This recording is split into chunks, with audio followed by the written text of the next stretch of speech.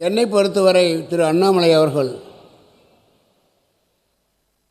குறிப்புகளோடு புள்ளி விவரங்களோடு பேசக்கூடியவர். சீமான் சொல்லுவார், ஒருவன் இந்த மண்ணிலே பிறந்து விட்டால் குறைஞ்சி 10,000 மைல்களை நடந்திருக்க வேண்டும் அல்லது பிரயாணம் செய்திருக்க வேண்டும், 10,000 புத்தகங்களை படித்திருக்க வேண்டும் என்று சொல்லுவார்.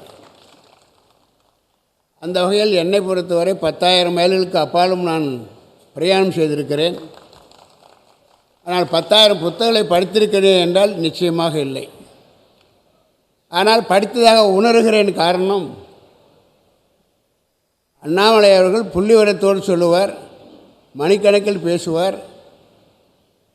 அதே நேரத்தில் சீமான் அவர்கள் பேசுகிற பொழுது வரலாறுகளை சொல்லுவார், புரட்சியாளர்களை பற்றி பேசுவார், புரட்சியாளர்கள் எப்படி நாட்டை உருவாக்கினார்கள் என்பதையெல்லாம் சொல்லுவார். அவையெல்லாம் கேட்கிற போது நான் 10,000 புத்தகத்தை படித்ததாக உணர்கிறேன்.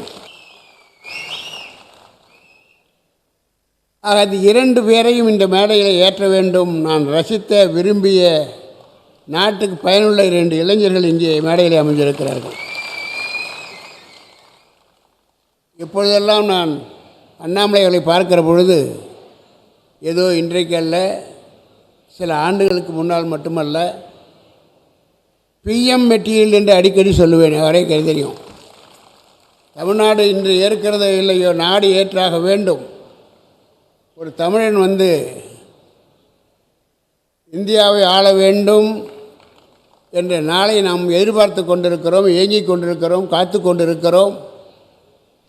அந்த வகையில் தமிழன் எப்போ வருவானோ, இந்தியாவை ஆள்வானோ என்று நாம் எல்லாம் ஏங்கிக் கொண்டிருக்கிற அந்த நிலையில் இன்றைக்கு ஏதோ நான் வந்து பேரளவில் சொல்லவில்லை, என் மனதில் பட்டது, உணர்ந்தது. ஆகவே அவர் டெல்லியில் பார்த்தாலும் சரி, என் இடங்களில் பார்த்தாலும் அண்ணாமலை அவர்கள் பிஎம் மெட்டீரியல் என்று சொல்லுவேன்.